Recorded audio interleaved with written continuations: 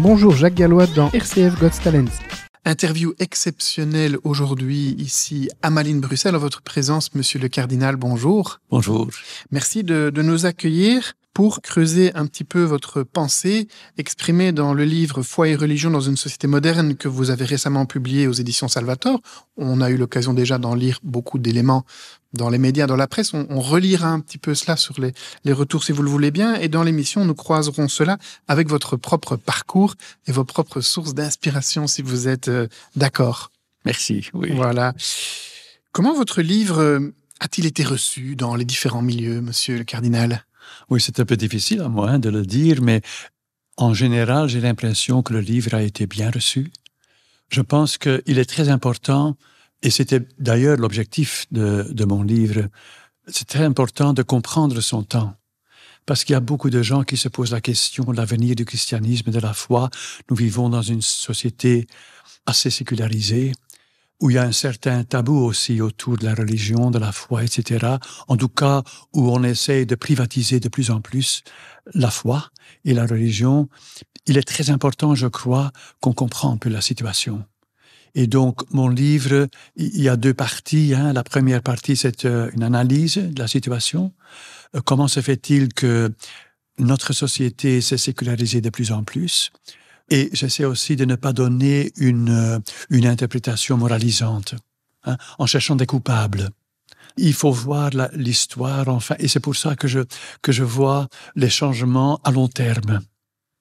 Et puis, évidemment, il y a la deuxième partie. Qu'est-ce que ça veut dire pour nous, en tant que chrétiens, en tant qu'Église ? Comment se situer dans un monde qui a tellement changé ? Je crois qu'il est très important de pouvoir répondre à cette question aussi. Et en général, je crois, c'est aussi un livre qui n'est pas polémique. Encore une fois, je ne cherche pas des coupables. Pas du tout. Je me rends bien compte que c'est une approche assez réaliste de la situation. Je ne me fais pas d'illusions. Mais d'autre part, ce n'est pas un livre sans perspective. Et c'est la deuxième partie. Donc, j'aime bien la première partie. Ça peut attirer certains lecteurs aussi. Mais c'est quand même mon espérance qu'on continue à lire aussi la deuxième partie, parce que là se trouvent les réponses ou les perspectives qui sont importantes pour aujourd'hui. Dans la première partie, vous décrivez l'avènement d'une culture chrétienne, et puis vous évoquez une rupture par la paix de Westphalie en 1648, qui pour vous est un événement majeur qui marque l'entrée dans la modernité. Pouvez-vous expliquer ? Oui, c'est pas seulement pour moi, ce sont les historiens. La paix de Westphalie est vraiment une date très importante pour comprendre l'avènement de la modernité et de la culture que nous connaissons aujourd'hui. Il faut bien se rendre compte qu'avant, donc dirais après l'Antiquité et jusqu'à l'avènement de la modernité, le christianisme a été ici, chez nous, la religion culturelle. C'est le cas encore pour l'islam dans certains pays, c'est-à-dire, ça ne veut pas dire que tout le monde ici en Occident est vraiment de vrais disciples du Christ, mais ça veut dire que le christianisme est le cadre de référence de toute la culture. Tout ce qui concerne la philosophie, la morale, la politique, toute la société, l'art, etc., imprégné par la pensée chrétienne. C'est un monde chrétien. Donc, l'Occident a été chrétien. Il faut bien se rendre compte. Donc, le christianisme a été religion culturelle. Quelle est la spécificité de la paix de Westphalie ? Que s'est-il passé concrètement ? Eh bien, justement, il faut bien se rendre compte de l'importance de la réforme. Donc, luthérienne. Luther, il a divisé le christianisme. Ce n'était pas son intention. Il voulait réformer l'Église. Il voulait réformer l'Église et la rendre plus évangélique. Mais finalement, le résultat a été la division de l'Église. On était plus chrétiens. Il faut bien se rendre compte, avant, il n'y avait pas de décision à l'intérieur du christianisme, sauf avec l'Orient, à partir du XIe siècle. Mais on était chrétien, mais maintenant on devient luthérien, calviniste, catholique. Le mot catholique devient un concept confessionnel, ce qui n'était pas au Moyen-Âge. C'était définition de l'Église en tant que telle. C'était pas un concept confessionnel. Et puis, donc, la division. Et chacun voulait se défendre contre l'autre. Et donc, les guerres de religion. Et c'est là l'importance de la paix de Westphalie. Il faut bien se rendre compte, la guerre de 30 ans, on ne s'imagine plus aujourd'hui. C'était peut-être la Première Guerre mondiale. 30 ans, ici, en Europe, et partout, même dans le Nouveau Monde. Ça a été une guerre atroce. Et donc, à partir de 1646, déjà 46, tous les chefs d'État d'Europe ou leurs représentants se sont rencontrés à Münster, en Westphalie, et après 2 ans, ils ont signé la paix. C'est-à-dire, peut-être qu'on va encore se battre dans l'avenir, mais on ne le fera plus pour des religieuses. Chacun a le droit d'avoir la foi qu'il désire. Ça, c'était la rupture. C'était nullement le cas pendant le Moyen-Âge. On était chrétiens. Il n'y avait qu'une exception ici, tolérée, en Occident, et encore, c'était les Juifs. Mais pour le reste, le musulman, le turc, comme on disait au Moyen-Âge, c'était en dehors des frontières chrétiennes. Pas ici. Vous voyez, c'est une culture. Il faut bien se rendre compte que le christianisme était, je ne vais pas dire le catholicisme, parce que maintenant on parle beaucoup de catholicisme, mais le mot n'existait pas pendant le Moyen-Âge. C'était l'Église qui était catholique. Il n'y avait pas d'autre. Et là, on a tourné la page, on a dit on ne va plus se battre pour des religieuses. On a dit au début, c'est une solution simple, c'est l'adage cus regio ilius et religio, c'est-à-dire on suit la religion du souverain. Si lui, il est catholique, on devient catholique. Si lui, il est protestant, on devient protestant, etc. Et puis, petit à petit, on s'est dit, mais que chacun choisisse sa propre religion. Ça, c'est le début de la culture moderne. C'est l'affirmation du sujet qui décide lui-même ce qu'il va croire. Oui, tout à fait, la paix de Westphalie qui donc consacre le choix individuel d'une religion. À plusieurs reprises dans votre livre, Monsieur le cardinal, vous mettez en évidence l'Afrique du Nord, le Maroc, l'Algérie, et vous mettez en évidence le monastère cistercien de Tibérine, comme vous le définissez comme une oasis chrétienne priante et surtout dialogante, avec l'exemple de Christian de Chergé, donc des chrétiens au milieu d'un monde musulman. Pourquoi cette image de Tibérine vous tient-elle tellement à cœur ? Image, parce que quand le christianisme est religion culturelle, on ne supporte pas de dissidence. Je le dis encore une fois, la seule exception, c'était le juif. Et encore, sa situation était toujours précaire, du temps que le christianisme était religion culturelle. À mon avis, c'est là notre problème. C'est ça que je demande à l'Église, de ne plus vouloir être religion culturelle.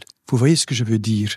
Ce ne sont pas les nations qui sont appelées à devenir Église, mais c'est l'Église qui est appelée à vivre parmi les nations, dans la diaspora.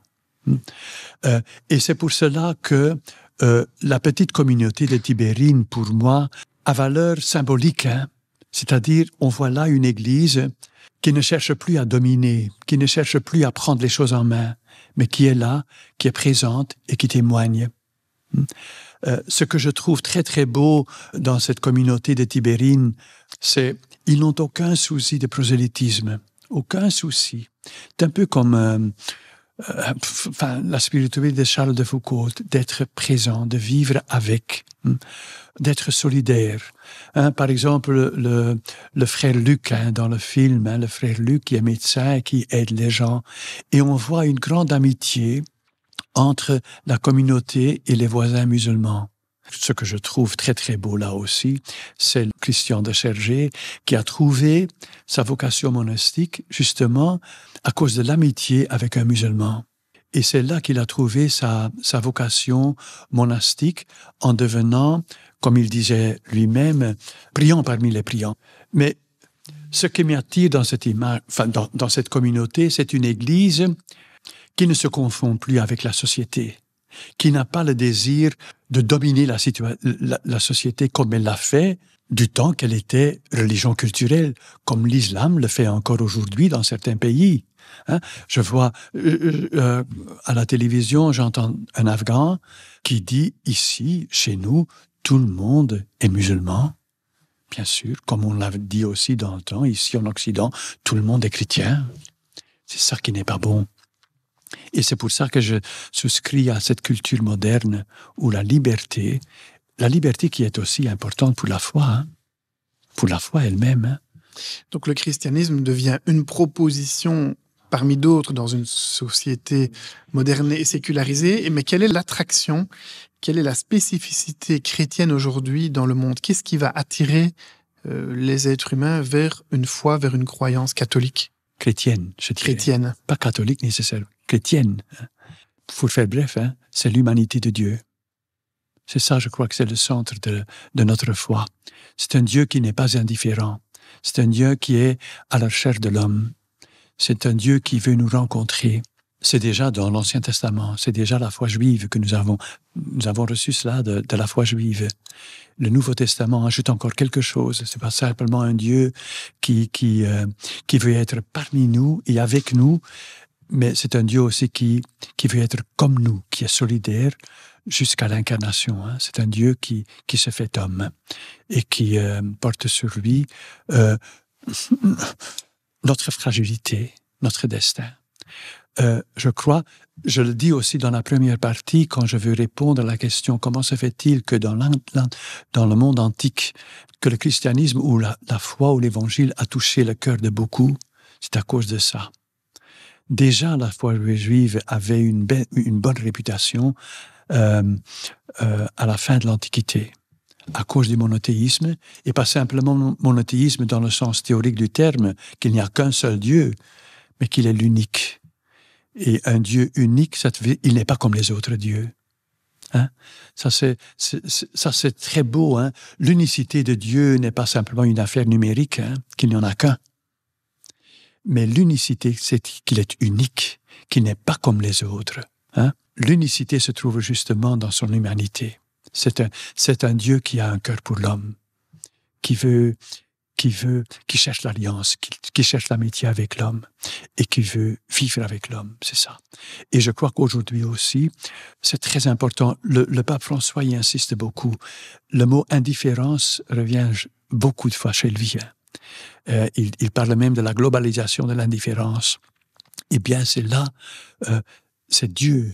C'est un Dieu qui n'est pas indifférent. C'est déjà dans l'Ancien Testament, quand on voit le livre de l'Exode, c'est un Dieu qui a entendu le cri de son peuple, le cri de l'homme. À mon avis, c'est là, je ne dis pas le succès du christianisme, mais je suis sûr que cette humanité de Dieu qui s'est manifestée dans le Christ, et on voit les conséquences dans l'Évangile, ce que ça veut dire, quelle grande humanité hein, qui est propre à notre foi. Parce que Paul VI le disait, le christianisme est un humanisme. Cette humanité de Dieu, je suis sûr que l'annonce de cette bonne nouvelle est très importante pour le monde d'aujourd'hui. Et je réfère encore une fois au pape François, hein, qui répond et qui, pour le monde entier, qui répète cet appel. Oui. Merci, monsieur le cardinal. Dans cette émission, on va également croiser votre pensée avec votre propre parcours et j'ose vous poser cette question, de faire un petit peu évocation de votre jeunesse, de votre adolescence peut-être. Y a-t-il un événement marquant ou un épisode qui permet de mieux vous comprendre aujourd'hui? Oui. Moi, je viens d'une famille chrétienne, hein, une famille nombreuse aussi. J'ai eu une jeunesse, je ne sais pas si je peux le dire, mais sans problème. J'ai eu une jeunesse heureuse. Enfin, ce qui m'a fort marqué, il y a deux choses. C'est mon engagement dans le mouvement de jeunesse. Dans le temps, c'était chez nous, en Flandre, l'AGEC, c'est la jeunesse étudiante catholique, où petit à petit, j'ai reçu des responsabilités et à la fin, j'étais le chef du troupe. Ça, c'était ma jeunesse. Donc, c'est là que j'ai trouvé le goût de l'engagement. de m'engager pour les autres. Il y a encore une chose, c'était dans les années, donc je parle des années 62, 63, 64, et le mouvement, à ce moment-là, était très lié à la paroisse. Et c'était le moment du concile. Et c'était même le moment, 62, 63, vous savez que la constitution Sacrosanctum Concilium, c'est la première constitution du Concile Vatican II. Et on l'a déjà mis en pratique à partir de 63. Donc à la paroisse, on commençait déjà à changer un peu la liturgie. Et moi, j'étais impliqué là-dedans, parce que j'étais le chef du troupe, j'étais dans la GEC, c'était dans le mouvement de jeunesse, c'était un mouvement paroissial aussi. Hein. Il n'y avait pas encore la distinction entre les deux. Hein. Et c'est là que donc j'ai pris le goût de la responsabilité et le goût de la liturgie, parce que j'étais impliqué dans la réforme liturgique. Et donc, ça m'a fort marqué. Et puis, quand je suis entré au séminaire, en 65, je ne sais pas que c'était évident, parce que dans ma classe, j'étais le seul. Je ne dis pas que pour moi, c'était évident, mais presque évident. À partir de mon parcours, j'avais travaillé avec le vicaire à la paroisse, etc. Et puis, je voulais continuer. Je me suis posé les questions après, à partir de 67, 68. J'étais au séminaire, et là, je dois dire que là, j'ai ressenti très, très fort aussi les questions. Et donc, j'ai dû, si je peux dire ça maintenant, un peu me repositionner hein, à ce moment-là. Il y a une grande différence encore entre 65, pour moi, et 68, 69, quand j'ai commencé la théologie et quand j'ai commencé à découvrir les grands théologiens, hein, comme le père Skedebix, mais comme aussi Karl Rahner, etc., qui m'ont ouvert à d'autres horizons. Oui. Merci pour ce partage. Et en effet, vous parlez de Concile Vatican II, qui est une des clés de lecture de votre livre. Hein. Le livre s'ouvre sur le Concile Vatican II et se termine par une citation du Concile Vatican II. Absolument. Vous voyez, donc on sent bien que cela vous a marqué. Merci beaucoup. On se retrouve après cette page musicale. Antonio Vivaldi, dans les 4 saisons, dans la partie intitulée L'automne, vous écoutez RCF et Jacques Gallois, ici à Malines Bruxelles, émission spéciale avec Monsieur le Cardinal de Késel. Nous allons maintenant, si vous le voulez bien, parler un petit peu de vous. Qui vous êtes, ce qui vous inspire. Vous êtes prêt à jouer au jeu avec nous ? Oui, bien sûr.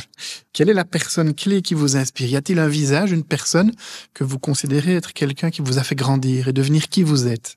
Oui. Quand je suis entré au séminaire, c'était pour moi presque une évidence. Hein, après mon parcours dans le mouvement de jeunesse et à la paroisse, etc., je voulais continuer ma vie dans l'Église et comme prêtre. Oui. Mais à partir de 68, j'ai commencé l'étude de la théologie en 68 hein, au collège, enfin à la Grégorienne à Rome.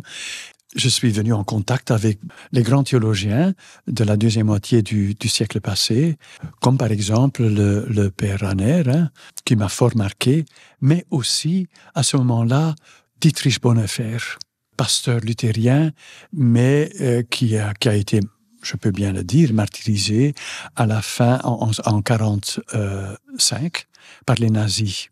Et j'avais lu ses lettres de prison, Résistance et soumission.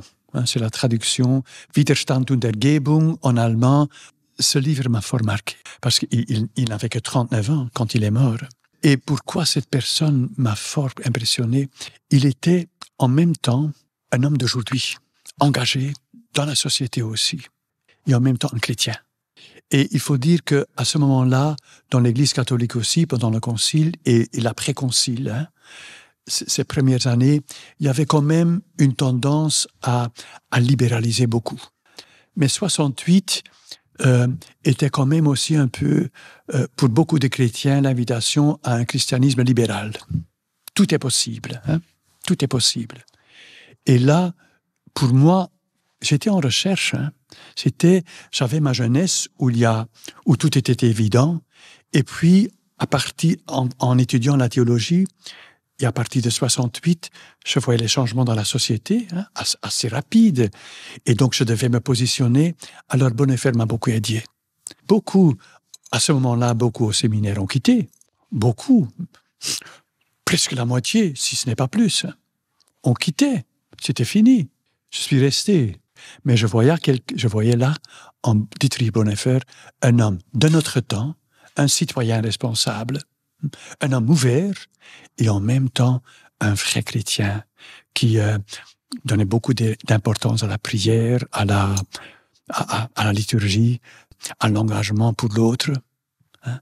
Donc, ce qui constitue l'essence même du christianisme. Je ne dis pas que Bonhoeffer m'a sauvé. Je ne sais pas, le Seigneur a beaucoup d'autres voies. Mais ce livre m'a fort marqué. Vous voyez ce que je veux dire, hein? Qu'il m'a un peu libéré d'un christianisme trop libéral qui était en train aussi de perdre ses repères. Oui. Y a-t-il un film que vous trouvez particulièrement inspirant? Oui. Là, je dirais, ce qui m'a fort marqué, ce film, c'est Des hommes et des dieux, sur la communauté de Tibérine. Je me rappelle encore très bien, j'étais encore évêque de Bruges, et au centre de Bruges, pas loin du centre, au centre, il y a un cinéma, et j'y allais parce que c'est quand même sur le grand écran, beaucoup plus agréable de regarder ce film.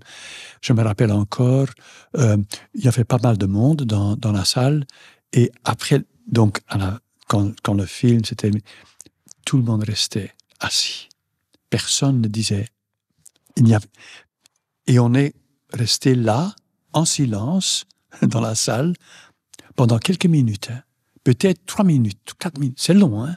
On ne disait plus rien, mais on ne se levait pas non plus. C'est impressionnant. Quel personnage auriez-vous été dans cette aventure de Tibérine? Quel frère, peut-être, auriez-vous Le souhaité prieur, être? Évidemment, le prieur, mais aussi le frère Luc, hein, qui est... Le médecin. Le médecin. Ce qu'on voit dans ce film, ce sont des cisterciens. Et ils vivent la vie monastique, la vie simple. Hein? Et on travaille et on prie. Et on forme une communauté. Mais sans aucun mépris pour le monde, pour les voisins qui sont musulmans. Au contraire, de vraie amitié. Le frère Luc aussi, qui est médecin et qui aide les gens. Ça, je trouve, c'est l'image de l'Église. Hein. Elle est ce qu'elle est. Elle vit au milieu de la population. Elle est là. Elle n'a aucun souci de prosélytisme, ni de dire qu'ils sont meilleurs que les autres, etc. Ils sont là. Ils vivent leur foi en toute authenticité. Donc, ils rayonnent, mais ils sont solidaires. Ce n'est pas une église qui se ferme, qui se replie sur elle-même et qui est ouverte au monde et qui partage les joies et les peines des hommes d'aujourd'hui. C'est d'ailleurs la dernière citation de Vatican II dans mon livre. Hein? Le début de la Constitution Gaudium et Spes, qui sont des paroles, à mon avis, incroyables. C'est une autre, très forte. Oui. C'est pour ça que je vois dans le pape François à nouveau l'élan du concile. C'est ça, oui. Monsieur le cardinal, quel est votre lieu préféré? Y a-t-il un lieu où vous êtes vous-même, où vous aimez vous retrouver? Tant que j'étais jeune prêtre, j'allais chaque année à Orval. Et ça est resté pour moi mon abbaye de préférence. C'était aussi parce que c'est assez loin. J'étais à Gand, hein, au début. Il est important de chercher un endroit un peu à distance. On est ailleurs alors, on quitte. Quand je suis dans une abbaye, et surtout à Orval, pour une semaine ou pour 15 jours, alors ça me fait quelque chose de devoir quitter et de rentrer chez moi. Je voudrais rester. Mais je sais bien que ce n'est pas ma vocation, parce que rester, ça c'est encore autre chose. C'est l'abbé d'Orval qui me disait, il est maintenant évêque de Gand, il y a beaucoup de monde qui passe ici et qui reste quelque temps. Mais rester, ça c'est encore autre chose. En tout cas, monsieur le cardinal, je note Tibérine, monastère cistercien, je note Orval, monastère cistercien. Lorsque vous aurez plus de 75 ans, peut-être irez-vous dans une abbaye cistercienne? Ça, je ne sais pas, oui. Je fréquenterai de plus en plus le monastère, mais rester, c'est encore autre chose. Mais je dois dire que c'est surtout mon estime pour la vie monastique. Je pense que c'est une vie authentiquement chrétienne, dans sa simplicité. Et je le trouve surtout chez les cisterciens, ça c'est vrai. C'est Saint Bernard. Par exemple, Saint Bernard, bon, je l'oublierai, mais il faut bien dire que On parle beaucoup de Thomas d'Aquin pour la théologie au Moyen-Âge, mais Saint Bernard est un grand maître spirituel, mais vraiment un tout grand. C'est un monument. Un monument. Pour terminer cette partie sur les sources d'inspiration, si vous deviez prendre une parole de la Bible qui vous inspire particulièrement, laquelle serait-elle? Ça, pour moi, c'est évident. Pour un juif, c'est sa confession. C'est le texte du livre du Deutéronome, au chapitre 6, 4, où le Seigneur demande « Écoute, Israël, écoute. Le Seigneur est l'unique. Tu l'aimeras de tout ton cœur et de toutes tes forces et de toute ton âme. » C'est aussi quand on pose la question à Jésus, quel est le plus grand commandement? C'est pas commandement, mais qu'est-ce qui est le plus important? Hein? Où se trouve le sens de notre vie? Qu'est-ce qui est le plus important? Alors, il répond avec cette phrase. D'ailleurs, cette phrase que chaque juif croyant récite encore 2 fois par jour. Écoute, Israël, écoute. Le Seigneur est l'unique et il faut l'aimer. Et c'est curieux, il n'y a que 2 verbes qui sont utilisés, écouter et aimer. Ce sont les deux verbes les plus importants pour chaque relation. Relation avec d'autres, enfin, entre nous, intra-humaine, mais aussi avec Dieu. S'écouter et aimer. Écoutons cette page musicale et puis retrouvons directement après. La chorale de l'Emmanuel qui nous interprète « Sauve ton peuple », vous y entendrez des allusions aux béatitudes, l'évangile de la Toussaint. Poursuivons notre rencontre avec vous, monsieur le cardinal de Quézel, suite à l'apparition de votre livre « Foi et religion dans une société moderne ». Alors ce livre est sorti il y a quelque temps. Vous évoquez d'une part la place de la culture chrétienne qui s'est transformée en proposition. Le christianisme devient une proposition parmi d'autres dans notre société. Se pose la question de la place de la religion. Vous évoquez plusieurs pistes dans la seconde partie de votre livre et vous citez la fin de l'évangile de Matthieu de toutes les nations faites des disciples. Donc une annonce à missionner, à aller vers le monde. Quelle est selon vous la limite entre évangélisation et prosélytisme? Je fais dans mon livre la distinction entre christianisation et évangélisation. Et christianisation, ça veut dire qu'on essaie de christianiser la société en tant que telle, afin que cette société devienne une société chrétienne. Il faut bien dire que l'Église a réussi dans ce projet après l'Antiquité. Le christianisme est devenu la religion de la culture elle-même. Donc, il n'y avait pas d'autre que des chrétiens. Ça, c'est, à mon avis, la christianisation d'une société. Alors, c'est ça que je veux dire dans mon livre, ce n'est pas une bonne chose. Ce n'est pas une bonne chose.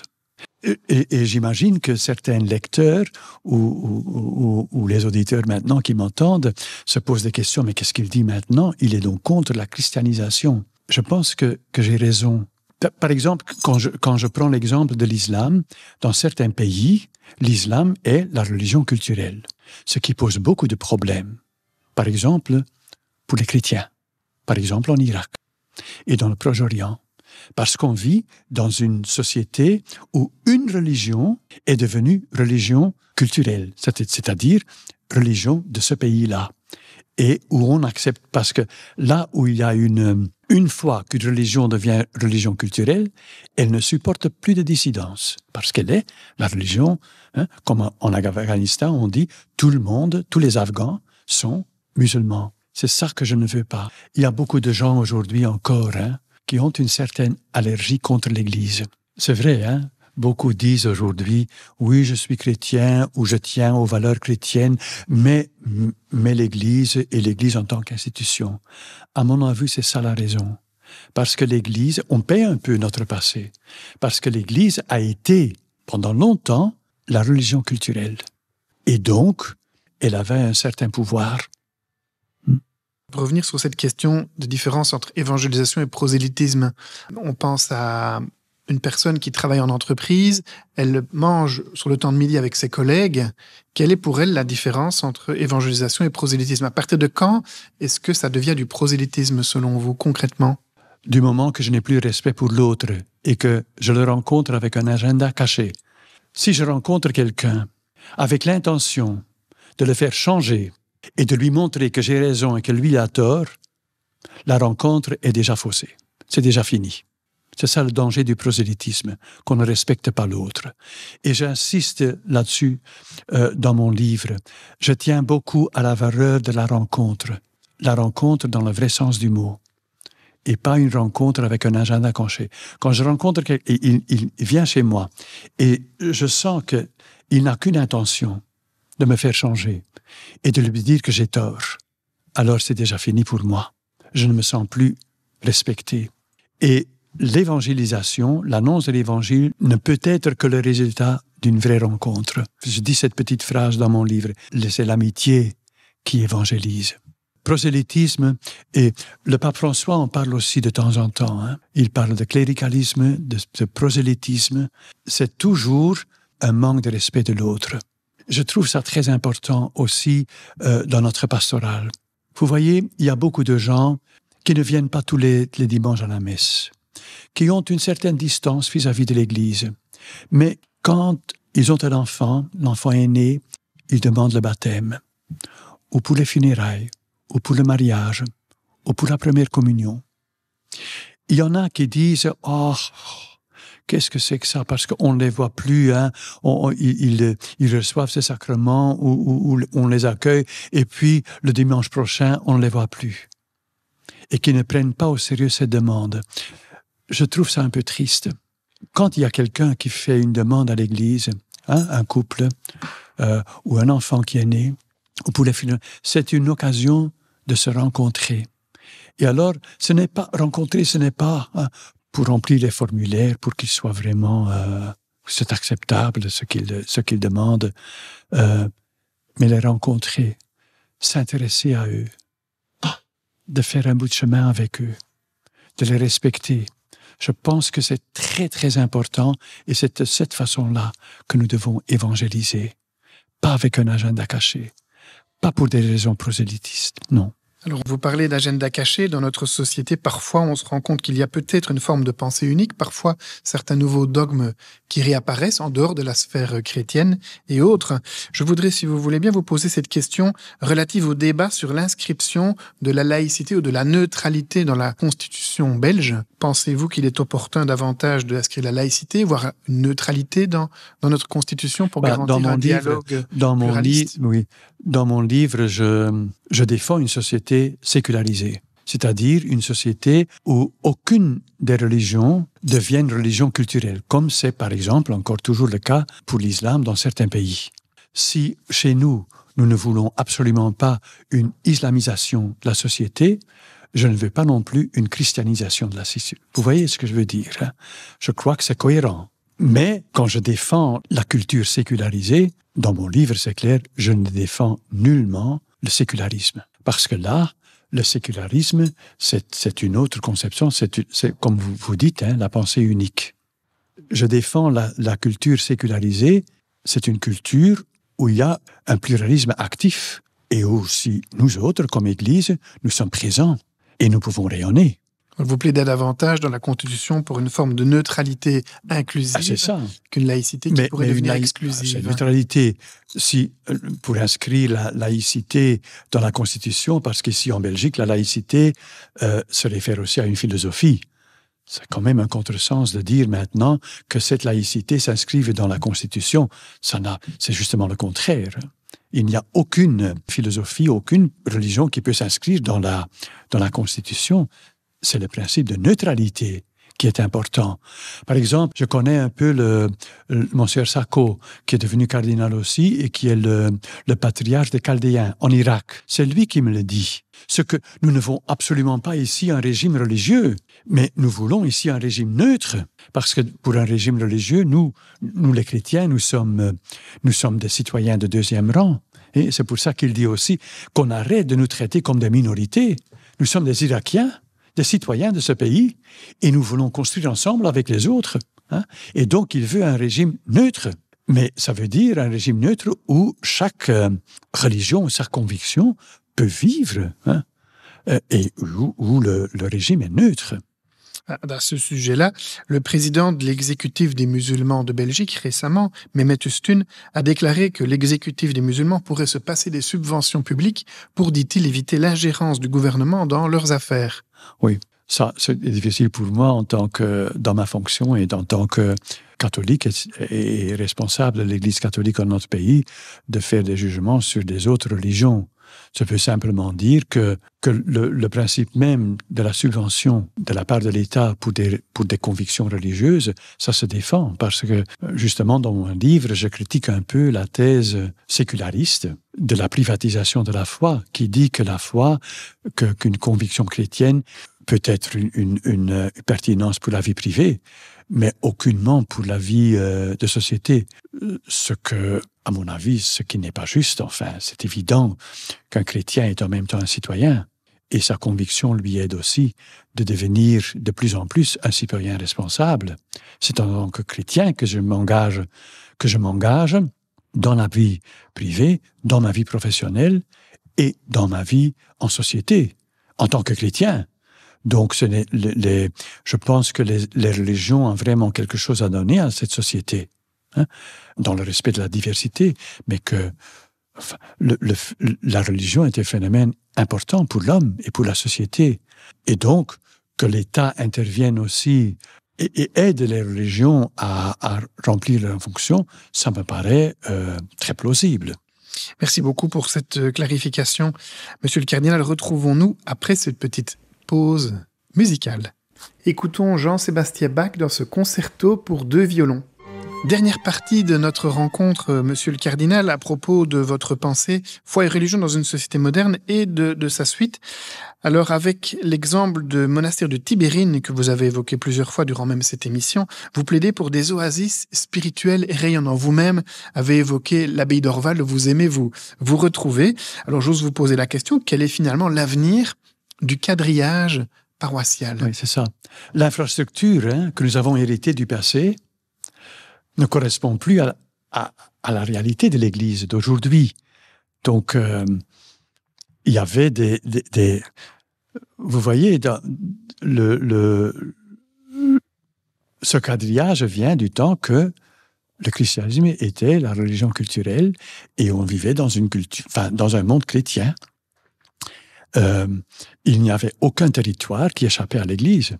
Aucun territoire, la société elle-même était une société d'église. Ce n'est plus le cas avec l'avènement de la modernité aujourd'hui. Je ne veux nullement, évidemment, je ne vais pas supprimer l'importance de la territorialité, le principe territorial dans notre pastoral et notre présence d'église. Mais il est évident que nous ne pouvons pas garder tous les lieux de culte, dans chaque petit village, dans chaque quartier, il fallait une église. Comme dans certains pays musulmans, il y a un nombre incroyable de mosquées, et c'était nécessaire.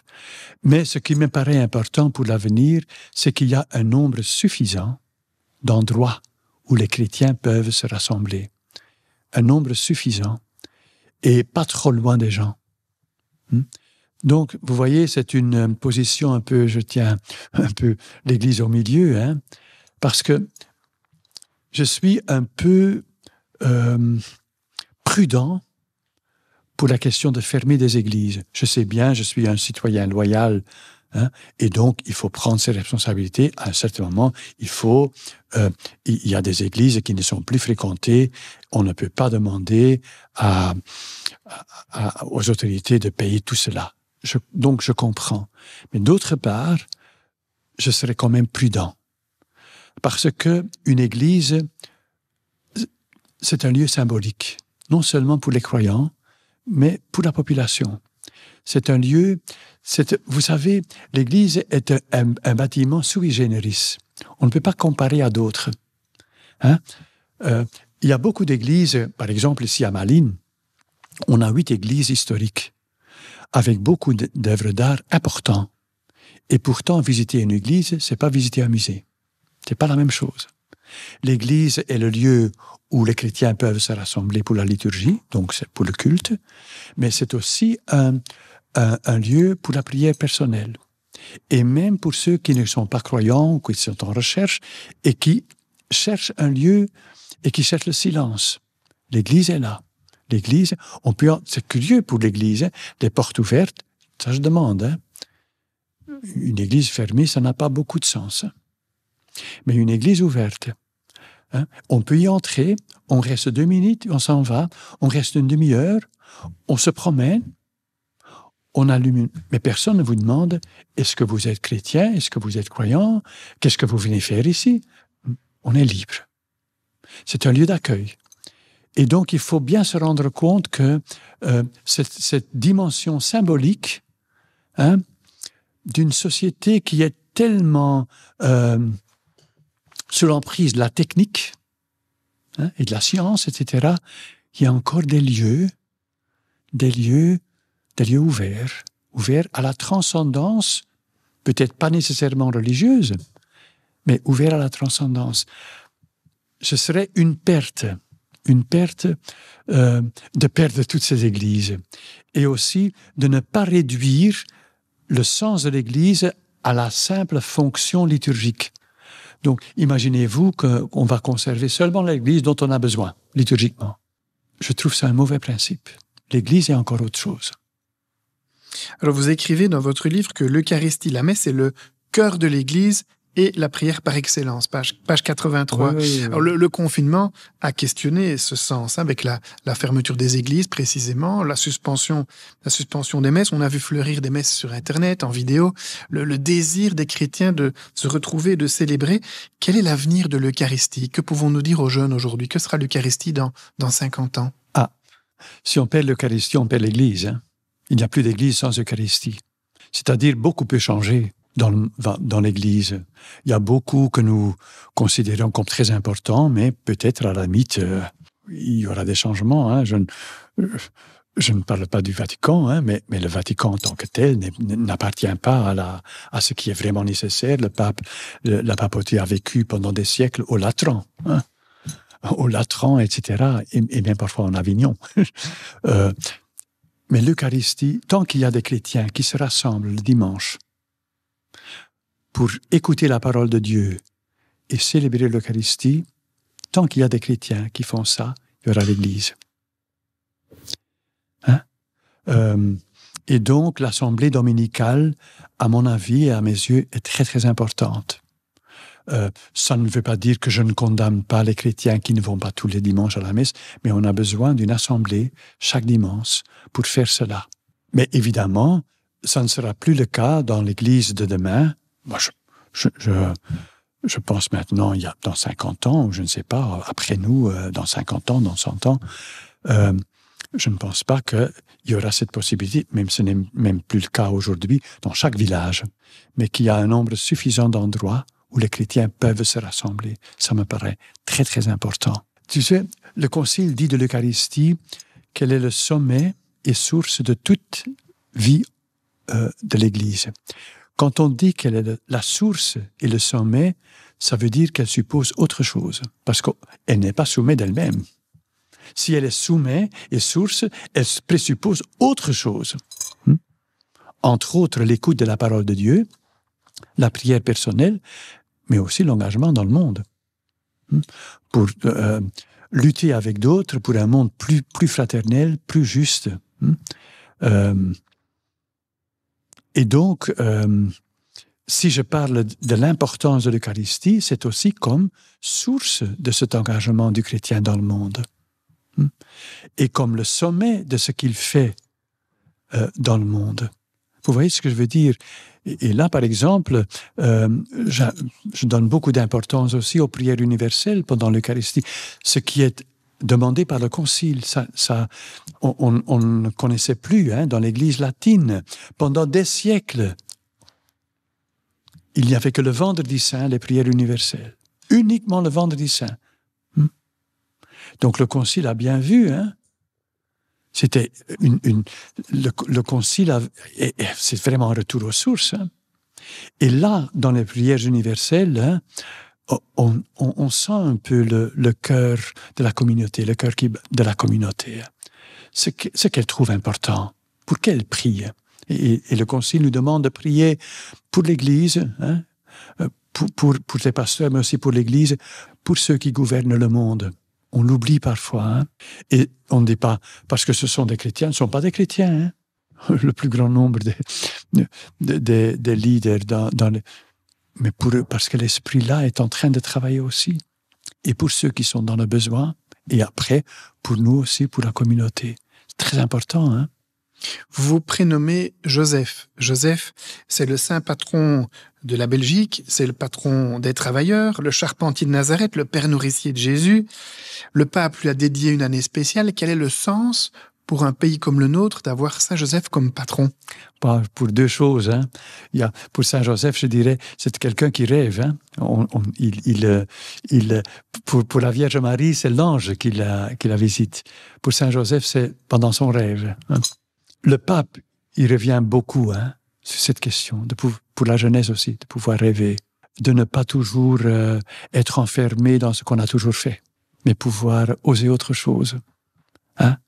Et c'est Saint Joseph qui l'a accepté. Hein. Donc, la Vierge Marie a dit sa fillette, Saint Joseph, avec son rêve, il a accepté ce qu'il ne comprenait pas au début. Hein. Et puis, c'est son humilité. Hein, peut-être c'est un peu un mot usé pour nous, mais c'est un mot tellement évangélique, humble. Je le dis aussi à la fin de mon livre, une église humble, c'est-à-dire qui n'a plus aucune prétention, hein, qui ne se considère pas meilleur que les autres, hein, qui est conscient de ses propres fragilités, hein. Une église qui n'a pas peur de sa propre humanité, vulnérable aussi. Une église authentique.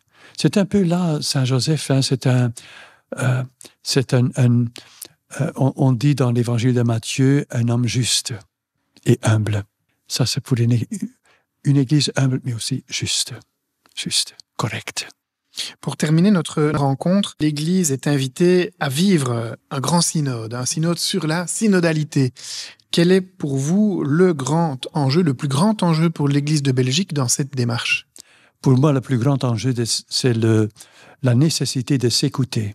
Hein, j'ai lancé le processus synodal la semaine passée à la cathédrale de Bruxelles. Et dans mon homélie, j'ai insisté beaucoup. Et d'ailleurs, le pape le fait aussi. Il dit, le pape, dans son homélie, pour le lancement du processus synodal, il a employé 3 mots: rencontrer, s'écouter, discerner.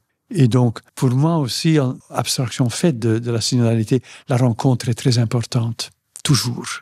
Mais se rencontrer, ça n'a de sens que si on s'écoute. Parce que tout le monde a ses idées sur l'Église de l'avenir, hein. Et elle devrait faire ça, etc.